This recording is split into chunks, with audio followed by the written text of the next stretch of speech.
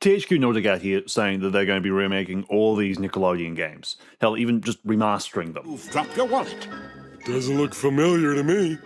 What? Well, it's been 8 years and I'm getting a bit tired of waiting. So I'm going to make my own. I've been playing Majora's Mask on Super Bikini and it's got me hungry for the same treatment for our beloved SpongeBob games. But we don't have that type of fan base for SpongeBob games, so we're going to get as close as we can. Okay, so here's the game plan. I have 3 games in mind. They've already remade Battle for Bikini Bottom with Rehydrated, and while I think Rehydrated is worse in just about every conceivable way, I don't really want to retread old ground. So we're going with new things. If you want to see a remaster of BFBB, which is basically just it ruined with mods, let me know. So today we're focusing on what THQ Nordic should have done after the release of Rehydrated, which is to then release a 3D All-Stars style collection. We're going to be focusing on 3 specific SpongeBob games that I think are kind of the obvious choices. We'll go into detail as well for why specific games were picked. Now, the rules. I'm not a fan of the Rehydrated, Spyro-esque style. I like the way they look classically. So these are just going to be remasters. We aren't trying to update the visuals with mods or do anything too drastic, and the goal here is that everything that we're doing is very easily recreatable at home. Next, the games need to run in 4K 60 FPS and need to run in widescreen. Next rule is I need to be able to run them in Steam. This can't be a specialty process. This needs to be accessible at all times. The next rule is I want to forget about what's going on behind the scenes. They need to run so well and so consistently well that I forget whatever is going on in the background. And I don't need to jump into settings every 10 minutes to fix a tiny little thing. Basically, I want a console-like experience. This means they also need to be completely and utterly stable with no crashing. And lastly, full controller support. I recently built a living room PC, so my goal here is to be able to enjoy these games from the couch, from my desk, but also to get super high quality recordings of them because a lot of what I do and the reason I play these games are for videos. The pro is that if I can get them to run on Steam, Steam has a really fantastic built-in recorder that will be basically solve that issue for me. Now, for the purists out there, of which I am a moderate member, there are quite a few ways you can still experience these games in a really enjoyable modern way. Now, back in the day, we were just running these games off their original hardware. For me, personally, that was a PS2 Slim. It's the same one I've had since childhood, and these are the games I've run on it since childhood. I went back probably close to 10 years ago now, and bought up as many of these SpongeBob games as I possibly could because they were selling for like $1 on eBay. And I bought so many of them. I bought every single one that I could. They were just so bloody cheap. And they're expensive now. They're like bloody expensive now. It was absolutely so worth it. Now, while the signal is poor, you could get a very enjoyable experience playing these on a classic CRT. Or you could send them through something similar to the pound card. Should I go full modern shitty video essayist and hold the microphone? Maybe I should. Oh dear. Oh dear. This works great.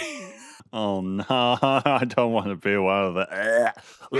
Okay, I'm doing the video assist thing now. Oh, I put the camera in the wrong position. So you could send them through something called the pound. There's lots of different equivalents. It's a converter, basically. I bought the pound. It's one of the best options. It ain't remaster quality. It just helps a little bit. Also, the pound is bloody expensive. I think I spent like $300 on it back in the day. It's nice to have, it's nice to be able to play your PlayStation 2 on a modern TV because you just don't have the connectors for it built into these things anymore. I have seen some people hardwire in a HDMI signal into their PlayStation 2, and I would love to do that. If I were not a mere mortal, I would absolutely do that, but no, we won't be doing that for this. So obviously, just for general ease and for general accessibility for all people, we'll be running this thing in Dolphin. I've been messing around with Dolphin since about 2015, and my God, it's gotten good. It's so efficient, it's so consistent. Back in the day, it was hard to say a game was truly beatable on Dolphin because of how many issues you would encounter. For nearly a decade, the Spongebob Movie game was basically unplayable on Dolphin. There was a heap of artifacting issues, visual glitches, game glitches. I think all the lines for a while, like all the black lines, were red for a while or something like that.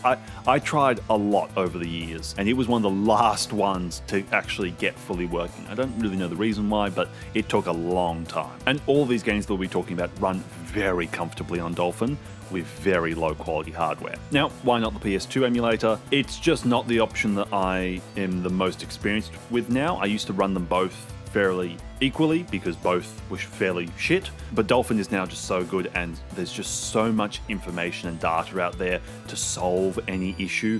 There is basically a Dolphin Wikipedia page for any game you can imagine with fixes and all that type of stuff. There's just so many more resources around, and I'm not discrediting the PlayStation 2 version, the PCSX, but Dolphin is just go Dolphin. It'll make your life easier. And it's also not just because I spent another $200 and got one of the really expensive 8-bit do controllers. I'm going to play the Nintendo version. I'm not going to explain too much on the Dolphin front, mostly for legal reasons, but also it really depends on your hardware, what you're going to be able to do, and it's so user-friendly now, and there's so much information. You can basically search up the exact graphics card or computer you have, plus Dolphin, and they'll give you a good setup guide for it. Follow that. That's my recommendation. But personally, we're going to be running this in the 4K resolution, ×8 anti-aliasing, because I hate aliasing, and 16 times texture filtering. And I've been messing around a little bit with the new HDR post-processing options a bit. Sometimes it helps and looks quite good. It kind of is just like an extra bit of vibrancy applied to the game. Other times it can mess up the lightness and stuff, especially on text in logos and stuff like that. When it's like splashing them up at the start, it can look pretty rough. Your mileage may vary. Give it a go. Try it. I'm going to have it on for a few of these just because the vibrancy does actually look really nice. But I have a handful of other settings also enabled, but once again, it depends on your mileage. There's some other stuff that I'm doing, but it's not that important for your individual computer stuff. Each game is also utilizing a handful of these things called gecko codes or cheats, which you run within Dolphin as well. These allow for 60 FPS running, 60 Hertz running, widescreen as well. It depends on the version, PAL version, North American version, all that stuff. Most of them seem to be for Europe, so when you're setting all this up, make sure you're doing European versions of the games. Yeah, it just makes life a lot easier, and then you need to adjust some settings within Dolphin to make those codes work properly, but those are the main things that you really need to be worrying about. Once again, any game that you're looking for will have a Dolphin Wikipedia page where they have those listed. If there aren't any on there, they probably don't exist, so maybe try a different game. But yeah, you can also force the game into running in different stuff, but the gecko code's the better option. Now that Dolphin runs these games so well and so consistently, you can really just tune everything into exactly what your PC can handle. Like, my PC here can run these games flawlessly in 4K and all that. My PC in the living room, because it's running with an Intel Arc GPU, because I was being experimental, trying out something new. I can only really push 1440p, but that's okay. As long as I've got the 60 FPS, I'm fine. It's a PlayStation 2 game. Now, let's kick off this list with Revenge of the Flying Dutchman. But why would we choose such an infamous game as our first option? C-A-M-B-F-I-R-E-S-O-N-G song. C-A-M-B-F-I-R-E-S-O-N-G song. And if you don't think that we can sing it faster, then you're wrong. But it'll help if you just sing along. C-A-M-B-F-I-R-E-S-O-N-G song. Patrick! Song! C-A-M-B-F-I-R-E-S-O-N-G! Squidward!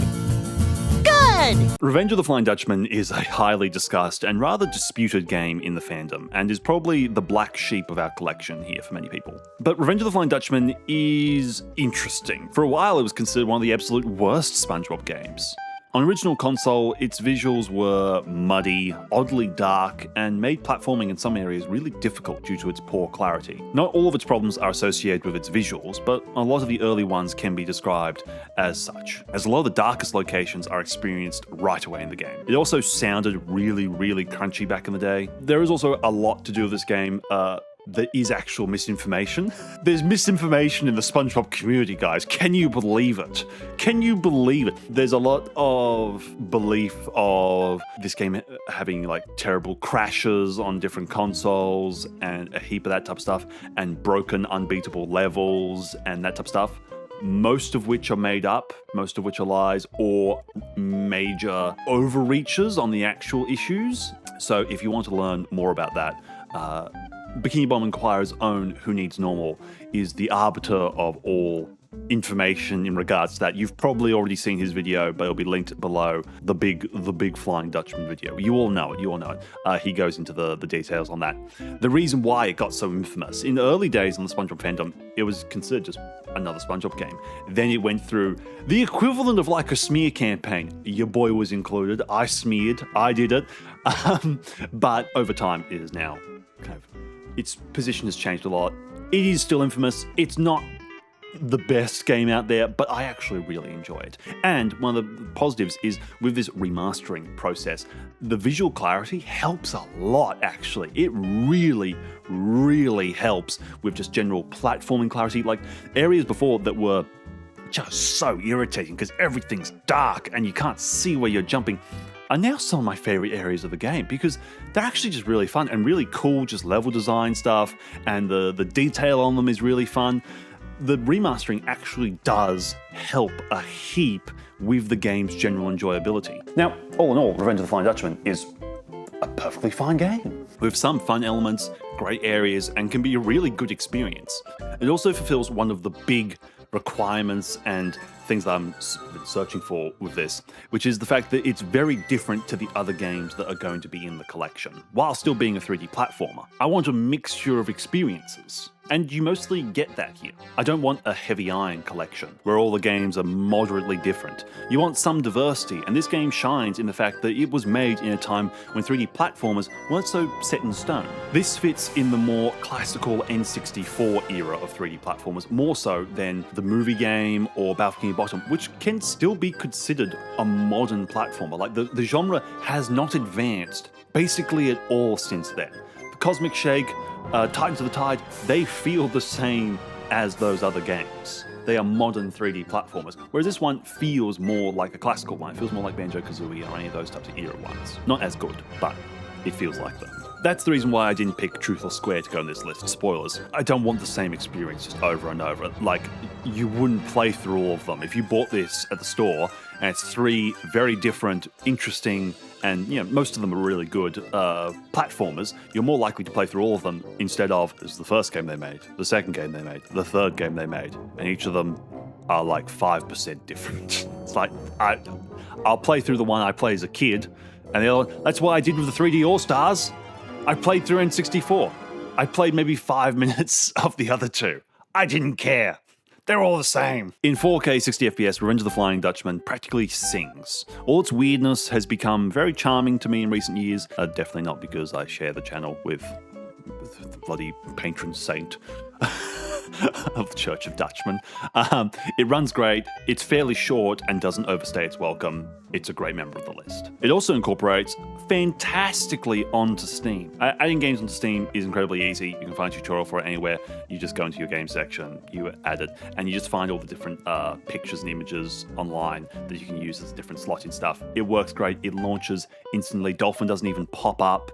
It is fantastic. Now, one thing you do need to remember is any specific gecko codes or changes you want specifically for this game outside of the overall Dolphin settings, you just go to the game in your Dolphin list, right-click it, go to Preferences, and you can apply its own separate settings separate to the actual Dolphin ones. So when it boots, it's running off its own individual settings, not Dolphin's settings. So that's worth just bearing in mind. Now, the second game of the trilogy.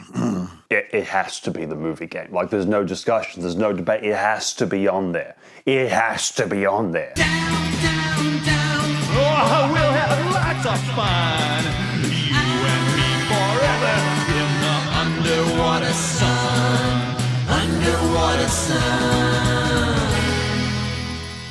Easily the most requested title of the bunch. People, we've been asking for it the second the Rehydrated comment came out. We were like, where's the movie game? Are you guys going to do the movie game? Just do it as DLC. Just do it as, we will give you as much money as you want. Just give us the movie game, you animals. We did not get it. We will never get it. Unless it is like a 3D platformer, like 3D collection thing like this, we will not be getting a remade movie game. That's okay. We can do it ourselves. Once again, it runs flawlessly. I'm so pleased about this. As I said before, it took years for this game to actually run, and I'm so pleased. I reckon you could probably go back in the day to like 2016, 2017, 2-3 different old YouTube channels ago of me trying to do Let's Plays of the movie game on Dolphin, and it just not working very well. I am so pleased it works. I'm so pleased that we can now access it so easily. I'm so happy about that. It's just fantastic. It's just fantastic. I'm holding this microphone very gently because this microphone is the love of my life and I do not want to damage it. Blue, if you were still alive, I would send you emails daily asking for sponsorships. Please, Blue, come back. I'm not emailing Logitech.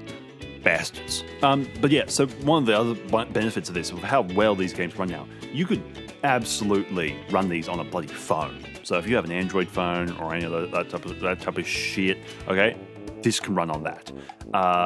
Probably some of the mini PCs as well. Perfect. It'll probably no higher than 1080p. Your anti-aliasing, you may need to drop down to ×2, ×4, but it sings. It's beautiful. The movie game has always been my favourite of the Heavy Iron games, for fairly obvious reasons. It's so fast-paced, the smaller levels are tighter with more secret areas and less running across large empty spaces. It has a more diverse portfolio of levels and mini-sections that keep things engaging, as every level will have multiple sections that are very distinct, and it's just bloody hard. Battle has like one level that is tricky, okay? Every bloody level in this game has at least one challenging area, if not the entire thing being tricky, which, as someone who's played these games to death and is an adult, I really appreciate that. It's got some unfair bits. If you've played it, you know what I'm talking about. The junk level is junk. It's trash for a reason. The positioning of some enemies is bastard work. All of Heavy Iron, they were just bastards making this, and I appreciate that, because if I want to have a walk in the park, I'll play Battle for Bikini Bottom, or I'll play any of the new ones. If I want to have a Dark Souls-esque experience without having to go through the hell of replaying Elden Ring, then I will play the movie game. If I want to get kicked, I'll play the movie game. It's a good time. As someone who doesn't particularly like the Spyro-y visual style they went with for Rehydrate, I love to see the movie game brought to life as it is here. Emulation is at its peak here. With such a stylized game, it can just so easily sing with very little work. I love the more muted colors, super authentic visual style and locations, not to mention how all remakes and remasters always blow out the gamma, remove all ambience and mood. By just emulating it, you get to keep the dark, dank, and gloomy that was so common with these PS2 era games. And once again, it takes like 2 minutes to get this hooked up into Steam, which makes launching and running it absolute perfection, with no need to mess around with settings after they've been set. It is literally, for me now, as easy to jump into the movie game as it is to jump into Cosmic Shake, or Titans of the Tide, or Rehydrated. Right off Steam, there is no delay. It is that good. And now because of that, I can be playing on the couch as well without having to deal with separate consoles, discs, anything. It's the exact same. Yes! It beats waiting for THQ Nordic to realise the gold mine that they have under their feet. Now, go play Rock Slide. Experience true peak. You deserve it. Mwah. I will also say, just as a side thing, if you're more in the Linux world and more interested in that, I have for a time as well run my desktop, my living room PC with Batasera, which is an emulation-focused Linux distro, I think they call it. It's very easy to get going. It's like an hour to set up with all the individual games and all that, and you can change all the settings in there, and it runs so good. If you want a perfect console-like experience, absolutely go for that. The only issue is Batasera runs Steam awfully. I just couldn't even get it installed. It is such a shitty point of it getting Steam on there. So if you want to play any of your PC games, it's completely thrown out the window. You could do a dual boot or anything like that. There are ways around it, but it ended up for me being a better option to have Steam on there and run the games through Steam than have Batasera and all that. But it is fantastic. And, you know, you just come to realize, like playing these games with my wife, we're suddenly sitting down to play Lights, Camera, Pants and play a few rounds of that. And she wants to try these different ones and experience stuff like when you remove the threshold for entry,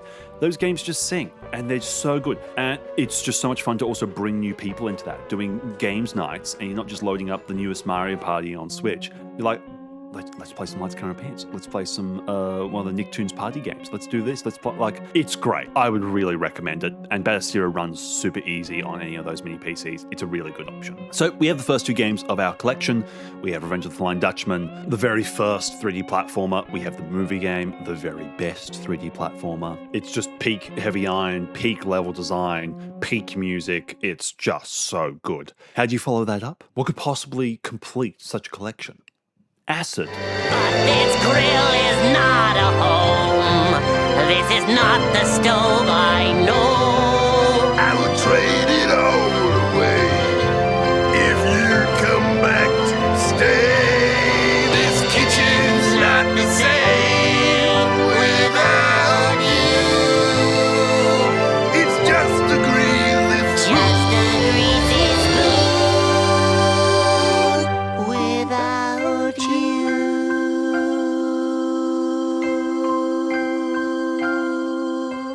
Creature from the Krusty Krab is an easy third option for a pack like this. You've got a real hit of nostalgia and vintage platformers with Dutchman. You've got peak design with movie, and of this, you've got something completely different.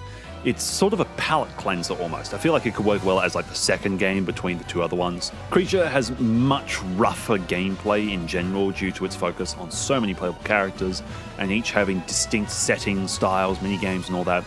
You're hardly playing in one set way for longer than an hour, except for the start, which is easily the weakest part of the whole game. And on its own, that can get a little bit annoying, like the nearly non-existent platforming, the beat-em-up stuff with no interesting combat. All of that can get kind of annoying, but not in a combo pack, not as part of a collection. After playing one platformer, I'd love to jump into something more zany, something that's constantly shifting it up. It keeps it fresh and fun, and once again, Creature's heavy stylized appearance lends itself perfectly to Emulation. It's easily the best looking game here from a modern standpoint. This could release tomorrow on the Switch. No one would bat an eye and say it looks outdated. Hell, I think it looks better than that new Patrick game. And you just can't underestimate how well it sits in the concept of a trilogy, where you've got something old, something weird, and something perfect. Like, it just fits together so well. It's a place of the imagination. And there you have it. That is my SpongeBob All-Stars collection. All on my Steam, ready to play whenever I want. What would have been your collection? I think we all can agree that the movie game would absolutely be there. 90% of us would probably agree that Creature and the Krusty Krab would be on there, but I know a lot of people would be quite keen for something like Lights, Camera, Pants to be on there, maybe even Boating Bash, or Truth or Square. Like, Truth or Square does deserve to be there. Truth or Square is a much better game than people give credit. But in my opinion, this is the most concise, interesting collection that you could have while still being 3D platformers. And I think you do need to pay respect to the first 3D platformer in this regard. You have to have the Mario 64 in there. You just have to. I hope you've enjoyed this video. And if you guys are super keen about the specific details for this to recreate on home, I can do a community post as well to kind of clear up all the details and make a bit more of a tutorial out of it, so check that out. And while you're there, make sure you subscribe, because we do documentaries and investigations on all things SpongeBob and Nickelodeon, with a podcast as well that's on a bit of a hiatus at the moment because we're both extremely busy making these sorts of videos for you. But it will be back at some stage. Going to be streaming some Cosmic Shake soon, as I made the realization I have not played it since release, so we got to get on that. I've also got a video coming out soon with Jim Lang, the creator of the Hey Arnold soundtrack, who's going to be bussing. So I'll see you soon. Bye. Mwah.